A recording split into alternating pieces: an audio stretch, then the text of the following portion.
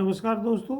हमारे देश में कोऑपरेटिव मूवमेंट बहुत पुराना मूवमेंट है और कोऑपरेटिव की अवधारणा पे भारतीय समाज बहुत सालों से काम करता रहा और स्वतंत्रता के पश्चात इस सेक्टर को बढ़ाने के लिए हमारे यहाँ बहुत काम किए गए और शुरू में राज्य स्तरीय सहकारी समितियाँ बनाई गईं और बाद में आवश्यकता होने पर बहुराज्य स्तरीय सहकारी समितियां भी बनाने लगी।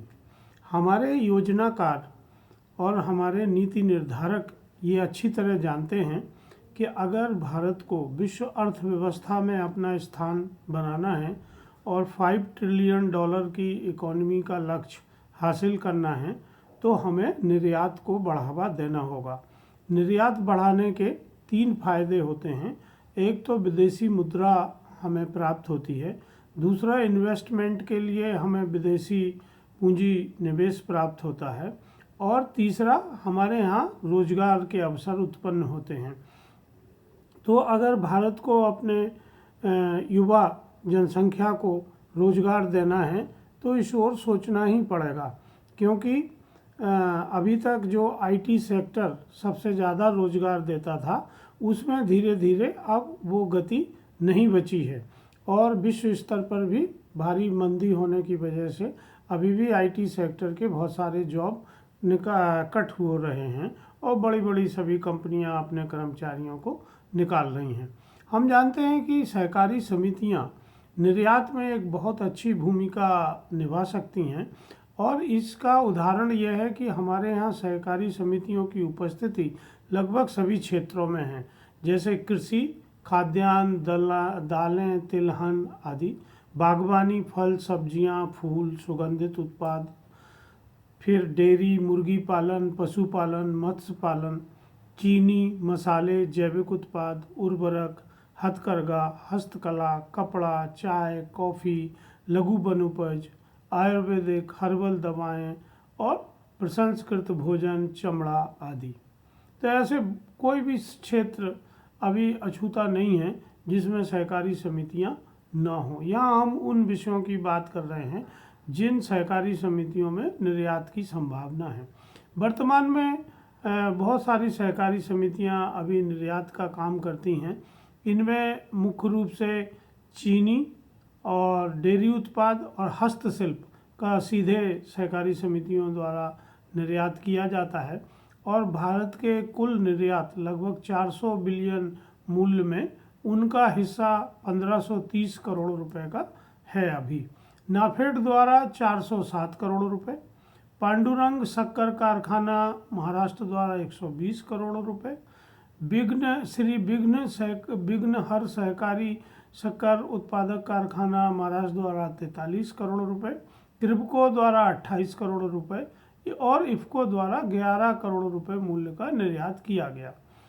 तो सहकारी क्षेत्र में उत्पादित होने वाली जो वस्तुएं हैं उनका निर्यात बढ़ाने की आवश्यकता है, क्योंकि ये योगदान बहुत कम है, क्योंकि इनकी संख्या और सदस्य संख्या बहुत ज़्यादा है और इनमें उत्पादन की क्षमता है।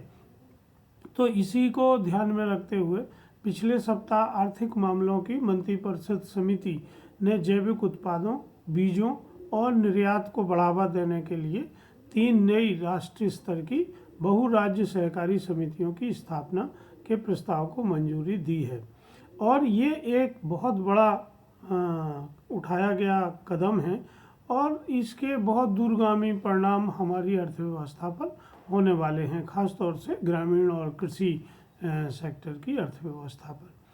उम्मीद की जा रही है कि जो राष्ट्रीय निर्यात सहकारी समिति है इसका सबसे पहले जल्दी पंजीयन पूरा हो जाएगा और ये इसका मुख्यालय जो है वो नई दिल्ली में स्थापित होगा और ये बहुत शीघ्र अपना काम प्रारंभ कर देगी। राष्ट्रीय निर्यात सहकारी समिति का जो रजिस्ट्रेशन है वो multi state cooperative societies MSCS act 2002 के तहत national multi state cooperative export society के नाम से किया जाएगा। निर्यात सहकारिता की जो समिति गठित होगी, इसमें 5 मुख्य प्रमोटर हैं, जिसमें अमूल ब्रांड के प्रवर्तक, गुजरात सहकारी दुग्ध विपणन संघ GCMMF, national agriculture cooperative marketing federation of India limited NAFED, राष्ट्रीय सहकारी विकास निगम NCDC, भारतीय किसान उर्वरक सहकारी लिमिटेड इफ्को और कृषक भारती कोऑपरेटिव लिमिटेड क्रिबको। ये 5 इसके प्रवर्तक सदस्य होंगे। और मल्टी स्टेट कोऑपरेटिव सोसाइटीज़ की इसकी जो पूंजी है, चुकता पूंजी, वो 2000 करोड़ रुपए की होगी। और शुरुआत में ये पांचों प्रवर्तक 100 करोड़ रुपए का निवेश करेंगे। इस तरह से ये समिति अपना काम प्रारंभ करेगी।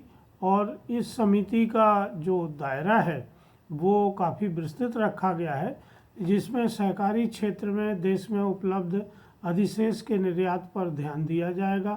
सोसाइटी वाणिज्य मंत्रालय के तहत संवर्धन प्रतिशत से अलग होगी, जो केवल एक सुविधा प्रदाता के रूप में कार्य करती है और क्षमता के बारे में जानकारी प्रदान करती है। विश्व बाजार, जिन्हें विशेष उत्पाद के लिए टैप किया जा सकता है। सोसाइटी सहकारी समितियों को एंड टू एंड सेवाएं प्रदान करेगी।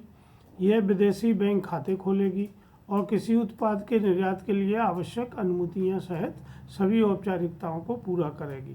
सोसाइटी विदेशों में सलाहकारों को नियुक्त करेगी, जो विभिन्न महाद्वीपों में अपने बाजार का विस्तार करने में मदद करेंगे।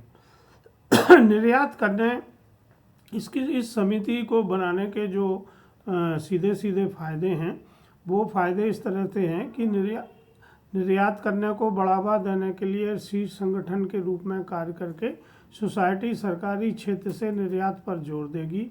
यह वैश्विक बाजारों में भारतीय सहकारी समिति को निर्यात क्षमता को अनलॉक करने में मदद करेगा।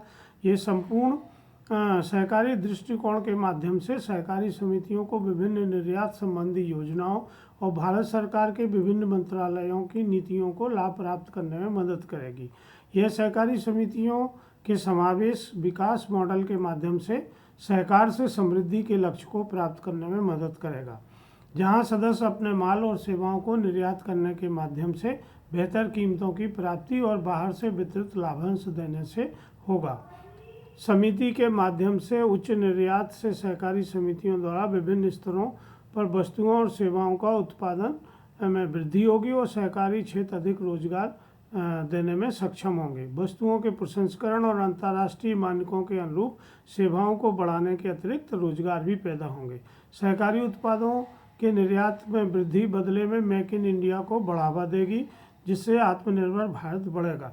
सहकारी समितियों, इसमें जो सदस्य कौन हो सकते हैं, तो प्राथमिक से लेकर राष्ट्रीय स्तर की सभी सहकारी समितियां और FPO इसके सदस्य के रूप में शामिल होंगे और उनके मेंबरों को सभी प्रकार की जो निर्यात की सुविधाएं हैं, वो शिपमेंट और प्रसंस्करण, पैकेजिंग, ब्रांडिंग, ये सब करने में मदद करेगी। और इसको एक बड़ा एक्सपोर्ट हाउस बनने में 2 से 3 साल ही लगेंगे, क्योंकि सहकारी समितियों का जो अभी योगदान है, जैसे उर्वरक उत्पादन में लगभग 29%, उर्वरक वितरण में 35%, चीनी उत्पादन में 31%, दूध के विपणन और विपणन योग्य अधिशेष की खरीदी में 18% से अधिक का योगदान सहकारी समितियां देती हैं।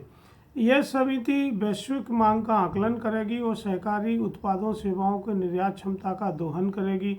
निर्यात योग्य घरेलू अधिशेष, कार्यशील पूंजी, रसद, तकनीकी जानकारी और प्रशिक्षण के एकत्रीकरण के लिए उचित संस्थागत समर्थन का प्रावधान करेगी।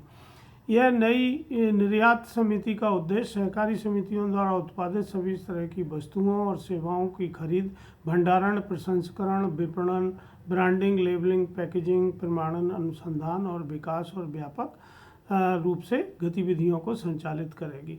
इस समिति के माध्यम से उच्च निर्यात सहकारी समिति विभिन्न स्तरों पर वस्तुओं और सेवाओं के उत्पादन में वृद्धि और इसमें जो अभी देश में 8.54 लाख पंजीकृत सहकारी समितियां हैं और जिनके 29 करोड़ से अधिक सदस्य हैं, उनको इसका लाभ होगा।